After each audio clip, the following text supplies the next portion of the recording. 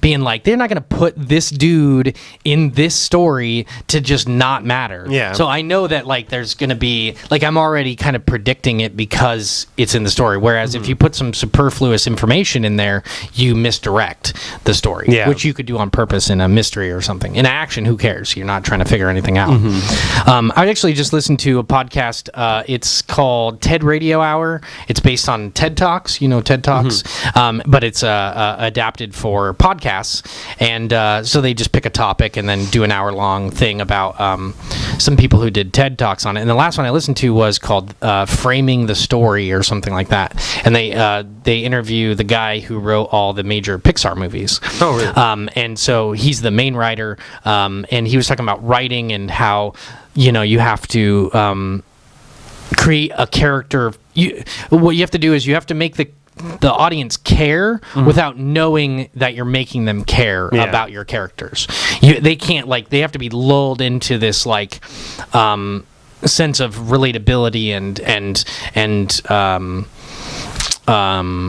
just being invested in the character, but they can't know that you're trying that hard. You can't just shove it in their face and be like, hey, this guy's dying, you have to care. You have to really subtly do it. And they were talking about how they were coming off of all the Disney movies, and they were trying to do something different and try to tell a story without all these, really outlandish characters and without all these songs and musicals. So they were trying to do, the Toy Story is not a musical. He did the first Toy Story, all the Toy Stories, and then A Bug's Life, and I don't know, a bunch of all the big ones. And he was working on Finding Nemo 2 in the podcast, which hasn't come out yet.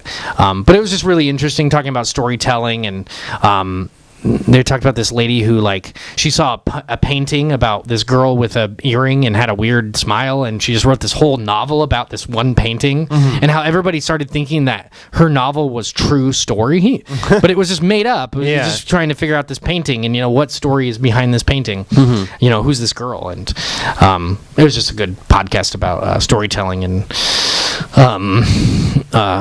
story structure and getting people involved and stuff. Well, characters are the most important part of it, because if you don't care about the characters, then that's what I mean. Usually it doesn't matter. And writing characters is I think that characters can be really easy if you put them into this archetype of they're just this crazy outgoing person, and then that's all you base it around. But it's harder, at least for me, to just write normal characters. The one in Romantic Dreams, the book that I just finished writing, none of the characters are special. None of them, they're just normal people in a weird circumstance. And it was weird to write those characters because you have to write subtly enough that they're not all the cardboard, just the same person with a different name associated with them. So you had to I had to come up with weird, subtle little things to really separate them apart, and then develop these personalities for them. Because in cartoons, the characters usually have a couple of just really outlandish things that they do, and that's their character, and so you always expect them to do those things. But in real life, we all have the social normalcy that we fall into, and then we just have very subtle little things that we do, and that's a fucking tough thing to write and figure out. It's easy just to have crazy characters versus just having normal characters that don't do anything insane all the time. But how do you got to make them interesting too, because normal people are fucking boring and make terrible decisions. So you're just the whole time going, I fucking hate this person. So you got to make them relatable. And another thing that people do, which trick that I've used, is you usually develop a weird backstory for them, where their family died in this crazy occurrence. Whereas in this book, I was no, they just have families, and it's nothing tragic has really happened to them other than one event that's kind of sparks the beginning of the story and why they're doing it, moving to this new house. But other than that, that's the only event that's really tragic that can stem all these story ideas from. But it was it's just it made me think of it because it was the first book I've written where it wasn't a fantasy setting completely, where characters could be crazy and weird and it be normal in that world essentially.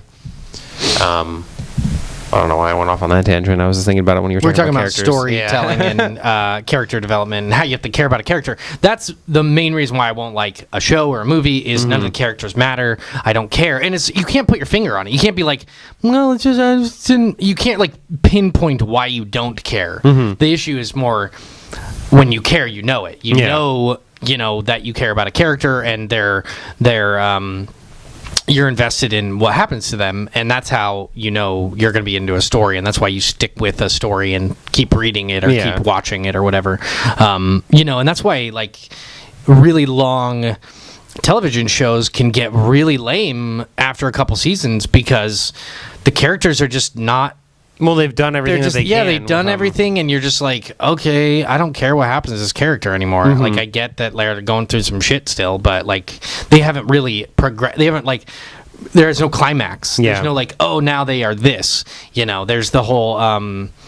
How did they put it? It was like, there's normal. Like you in a story, you do normal, then you do conflict to create a different normal, Mm-hmm. and then you have how it is now, the new normal, right? You have this is the way it is. This is what causes the change because you have a character that changes due to an event, and then you have now this is how the character is now, and that's the beginning, middle, and end of like this typical story. That's why. And I like that. Like, I like a story that has a beginning, middle, and end. I like a story that tends to lean toward hope and goodness. Yeah. Like, I don't like stories that end tragically.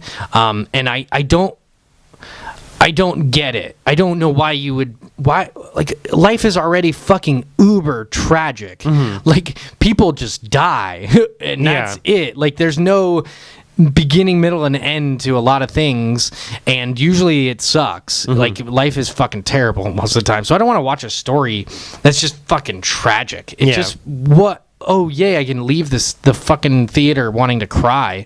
So I like a story that can be uber tragic the whole time, but has some kind of a uplifting thing at the end. I like. I mean, I've never written just like a completely tragic ending, unless like for short stories or where they're like horror shorts, because horror things typically end just on a shitty note, because that's part of what makes it so horrifying. Typically, yeah. But I like stories that usually have like a semi-tragic ending where something shitty happens, but then there's like this hope that stems from that event. So, and I like it too when they don't necessarily show that. It's like you can just see that glimmer of hope, and then the credits roll, and you're like, sure. That sucks that so-and-so died, but now this person gets to live on and do whatever, they wanted to do. We extract the lessons from the story, and if the lesson of the story is shit is fucked, then I go home thinking, oh, well, I guess shit's fucked in my life. Then it doesn't make me, it's not empowering, and a lot of entertainment, it can be empowering, like a really good song or something like that, or a really good, TV show or game or something. It makes you feel good. It makes you feel... Every time I watch Rocky, I just go work out afterwards. Dude. I'm just like, yeah, montage. I feel like you're being a little sarcastic, but that can have that effect for sure on certain people. But I have that exact effect for real when I watch Vikings. Oh, really? Every week that it comes on, it's usually a Saturday, I will do my kettlebell workout while I'm watching the show. And because everyone on that show is super buff, super badass, I'm like, I want to fucking be a goddamn Viking. So I do. It makes me work out a little harder. It makes me feel like I'm being a man. It's like it is empowering to have like a goal, and work toward it, and then feel like other people have done it as well. It's coming close to an hour. I want to get into the words. Oh yeah, this has gone by really quick, and we're getting. We've talked a lot about fucking pop culture, but I know. Well, I think it's just because of all the Star Wars stuff that's been happening all week. That's it's all I've been reading about. It's the only thing that I think we have like uber in common right now, because we need to. What we got to do is maybe have like something a little more serious on one of these podcasts where we're not just talking about fucking video games and shit. Yeah, like everybody's does that. I don't know. I want to get a little more serious sometimes. Oh, I'm down. I'm down to do whatever. Just saying. Whatever. But anyway, let's get into the words. What's your word? My word, which is actually a word that I've heard before, and I just kind of ran across it, and I was like, oh, this will be a fun one to do, is Malarkey. Oh, cool. How do you spell that? Malarkey. Is that, Malarkey is just like bullshit, isn't it? Like you essentially, full of malarkey? It's speech or writing designed to obscure, mislead, or impress. So it's a just, lie or deceitful words or... underneath all that free and easy hippie malarkey, she's actually the most awful prig. Ooh, What's a prig? Prig? I don't know. I can look that one up real quick. But malarkey's just a fun word. I like it. It's cool. full of A prig, malarkey. though, is a person who displays or demands of others pointlessly precise conformity. Pointlessly precise conformity. Fussiness about trivialities or exaggerated propriety, especially in a self-righteous or irritating manner. So that's 2 words. So kind of for a you. prick. Yeah, just a prig. Prigs and malarkey. Yeah, fucking malarkey, full prig. Yeah, that's a good word. I have a word. Well, I'm glad. That's good. It is the word lipid. Oh, that's some malarkey right there. No, it's real. It's Lipid? real. Is I've heard that real. before, but I can't think of what it means. It's definitely not something that pops up every day. That's for sure. Not unless you're a nutritionist or in the medical field. You probably use this. If you're a physiological Dictator. dictator, if you dictate some physiologicals, if you're like a phys ed teacher. Lipids are a group of naturally occurring molecules that include fats, waxes, sterols, fat-soluble vitamins such as vitamins A, D, E, and K, monoglycerides, diglycerides, and my phone turns off in the middle. That is how long I the wasn't just definition memorizing is. all this. Diglycerides, triglycerides, phospholipids, and others. Christ. So it's quite a bigger group of. I thought it was just fats. It's a group of words that are way bigger and more complex than than the word words itself. Well, that's why they use, they're just Yeah. like, oh, all those lipids. I always thought it was just fats because I always heard that, but it's a lot of different types of molecules. Let's see here. The main biological functions of lipids include storing energy, signaling, and acting as structural components of cell membranes. Lipids have applications in the cosmetic and food industries as well as in nanotechnology. So, obviously, there's lots of different ways you can use and deal with lipids, but it has to do with fats. So I've been thinking about my fat, I guess, lately, and how fat I am. Fatty jamma. All the McDonald's you've been eating. Fuck. No, I haven't been eating McDonald's. I've been eating really well. I learned how to make tilapia fish. It's really fucking good. It is a tasty fish. I was really surprised the first time. I just bought it and put salt and pepper on it and cooked it up, and then I was like, oh my god, this is delicious. So the other night I ate tilapia and salmon in the same night. Oh and I cooked them both myself. God. And it was delicious. So I'm going to make some tonight, actually. Ooh, You I want some tilapia? had chicken and rice before I came over. Nice. That was my dinner. That's really good.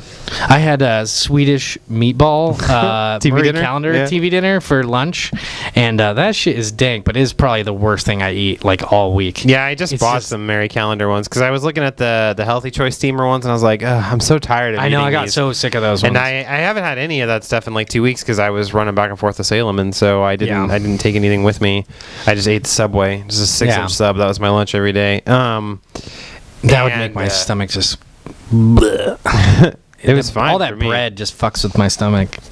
But I was looking at the Mary Calendar ones, and I'm like looking at the nutrition facts on them because they range. Like some of them are just like 300 calories, and then some of them are like 700 or 800. And I'm just like, fuck. I picked the 400 calorie Yeah, ones. so I was trying to pick the lower end ones because Yeah. the steamer bowls were usually only like 200, maybe 300 if it was like something a little bit they were heavier. so but, small.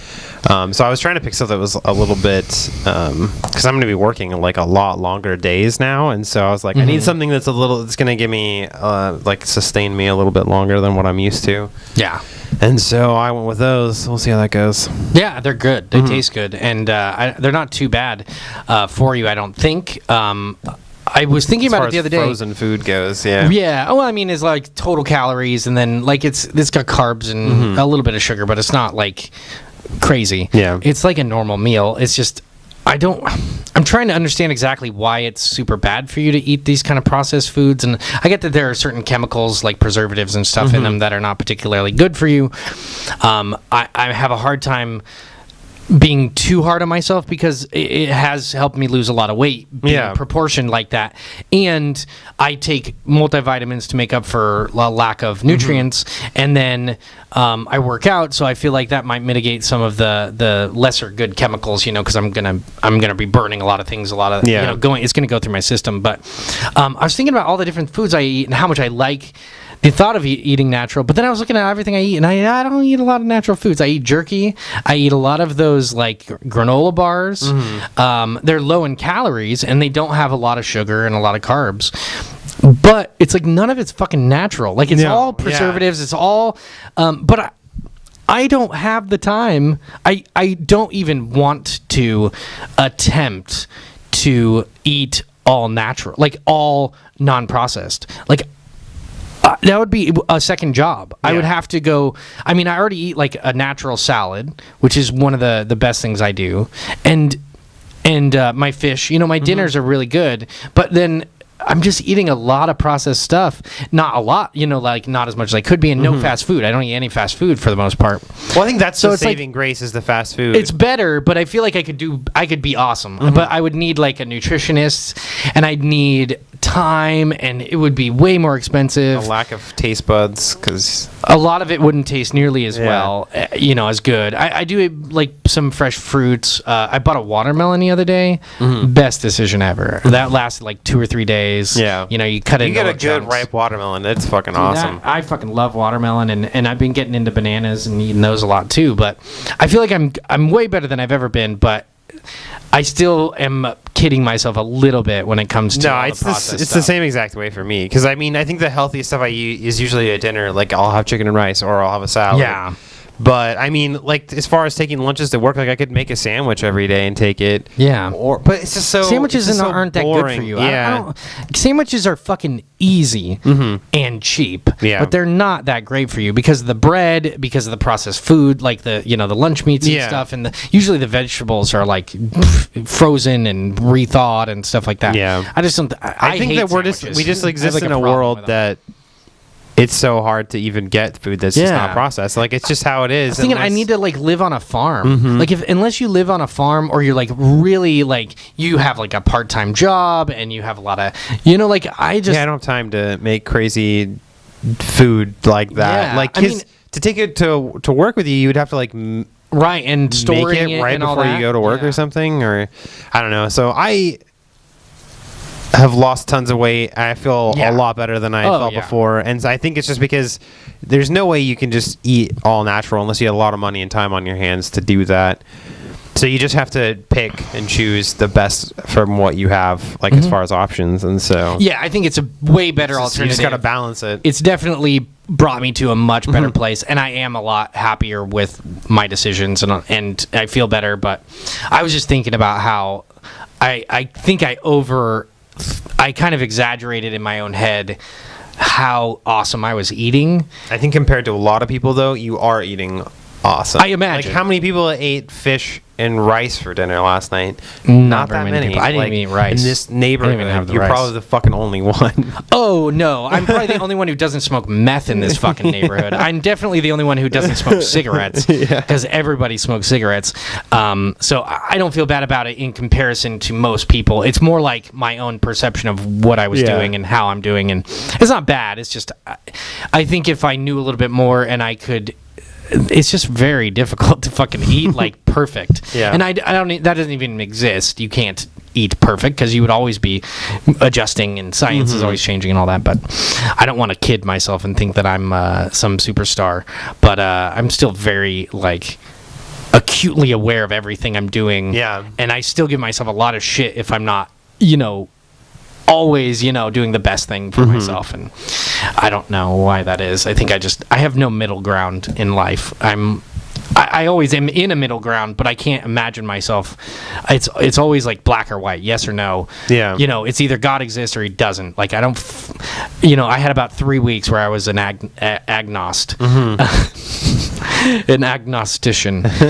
You know what I mean? Like I think I come from very committed people, like my mom and dad, like they're very black and white, yes or no, this or that kind of people. So I never really think it's been the I don't know how opposite to for think me. middle. Is I don't think always middle ground. stay on the fence about a lot of stuff, but I've tried not to as the years go on because I'm Yeah. just like I need to be more absolute in some of the decisions I make instead of just being like, well, yeah, maybe, kind of. Tomorrow? I don't know. Sure. Yeah.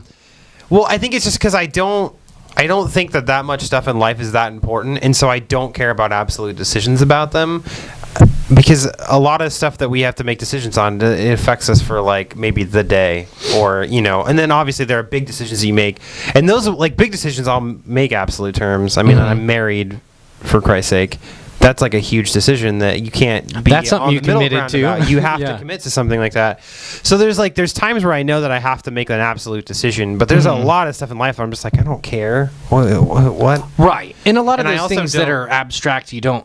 You can be absolute all you want, but it doesn't affect Yeah. your decision, your actual behavior. And like It's on just a religion, thought. I was always in the middle ground for such a long time because I felt like it was ignorant to just be committed to one side or the other because that's just ruling out the other one entirely when Yeah. nobody really knows for sure. Yeah. But then as my life has gone on and science has become so much more prominent in my life and logic and reasoning Yeah. and like discovering and learning about the history of religion and all the terrible things that it's done and Yeah.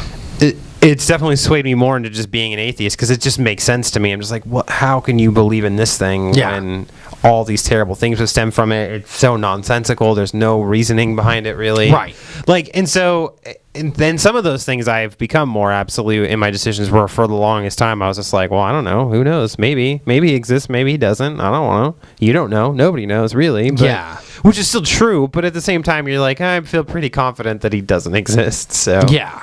Yeah. Well, that's a particularly interesting one because it can have a major effect on how you live your life. Obviously, religions have a lot of expectations related to if you believe in God and you believe. This is like which God. Which one is the right one? There are like literally like 100 or more different versions of like Protestant Christian, like, or there's like so many different fucking types of it with all their own little stupid rules and stuff. Yeah. That's why science is so good because science is a method. It's not a conclusion at all. It's not this is the way things are. It's how, if you want to figure stuff out, you go through these steps, and that's the best way because that's present your evidence. the second anything comes along that's better, you fucking go with that. You Yeah. just go with what's better all the time. And so that's why it's not a religion. Science isn't a religion. It's just that ideologies are very powerful. Yeah. The way you think is hugely powerful. And so if you think scientifically, you're up against a lot. So that's why I was thinking about like atheism as a religion, and that's not a diss. If you say like atheists are as dogmatic as religion, so what? So what? All you're doing is saying that they're like another group who's very convicted or very strong opinion. It's a strong opinion and it matters how you live your life. So why wouldn't atheists be just as fucking angry and argumentative and driven to explain themselves and want the world to be a certain way? Yeah. Why is that? So what if they're just as religious people? That they're going against religion. They have to be on par intellectually. They have to have ideals and expectations and things. So it's just it was a funny like you're just dissing on it for being committed to their value, to their concept of reality, which is what religions do very well throughout history. Is they don't fucking falter on the dictums of their soothsayers. Well, sometimes you got to cut a kid's head off to praise the sun gods and then throw it down some steps. Yeah, and that's the only way you got to do it. And it's the only way you're going to get Yeah. enough sunshine for your harvest. yeah. And then you do it right before spring, and you're always right. Yeah. If People sort of disagree make a with match. you just light them on fire. If you murder someone every day for your god, some days are going to be awesome. Yeah. And you can just blame God for that. And then the bad ones, you just be like, well, we didn't murder enough We didn't murder kids. the right person, or enough people. Murder the I guess that was different a 2-murder day, not a 1-murder day. Damn man. it. Well, let's Get them murder mixed up. 2 tomorrow.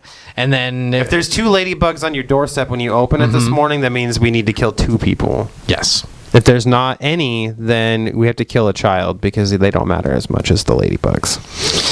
Or No, something. ladybugs don't really matter. I don't know why I was thinking ladybugs. That was just the first thing.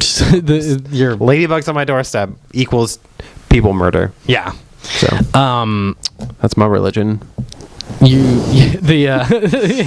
Ladybug killers. So that'd be funny if like every day you're just waiting to see 2 ladybugs, and if you have 2 ladybugs on your doorstep, you have to go murder somebody, and you're like, okay, I guess. And then one day you get the fucking ladybugs, and you're like, I didn't really want to do that. Why did I make this up? I've committed to it all these years. I just never really expected there to be 2 of them on my doorstep. What were the odds of that? Now I have to do it just because of probability dictates that I need to go murder somebody now. My superstition requires just this not, of me. and your day will just continue on, and you won't have to worry about going to prison. Try or not to whatever. murder. Yeah, that would be bad. Fucking A. Well, we're at about an hour. Do you want to keep going? I don't mind going longer. We can keep talking, or we can end it. Let's ask the audience. Audience? You need to add a cricket we're sound. in control. You need to add a cricket I don't sound know how for to that. do that Right. cricket sound. Well, do it when you edit. Just add a cricket I'm going sound. to edit this. Yeah, because I edit any of this. No, I'm not going to edit any of this. What time is it? I thought I'd mention if I got a text from somebody asking me what equipment that I use and what like programs I use, and if anybody wants to know, I'm down to For give them the kettlebell stuff? Is that what you're talking No, about? for the podcast. Oh, the Because if podcast. they want to start a podcast, they can do that, and it's pretty cheap. Other than you don't have to go with the equipment I did, but. If you want to know, or if you want me to do a full video, I can just go through the whole thing and put it on the website or put it on the YouTube channel. The step-by-step process. Yeah, I might do that. Just like a list of how I go about it and what we do, and it's very minimal as far as editing and production, which you can tell because there's no production value. But it started off all audio. We raw dog it. That's our style. Yeah, fuck it. That's how we do it. Everyone else is putting all this effort into production and post effects. And I'd rather just put thought into the actual conversation itself and not so much. Let's go with content. Yeah, and not make me do a bunch of extra work. That's really the most important thing. Time for that shit. Fucking aim. Well, let's call it a day. Yeah, that's fine. It's a good stopping point. We haven't started another subject that might lead into a 20-minute conversation, so we can if you want. I don't mind. But we'll be done. Yeah, cool. We'll call it. Thanks for listening or watching or whatever, however you're consuming this particular episode. We appreciate it.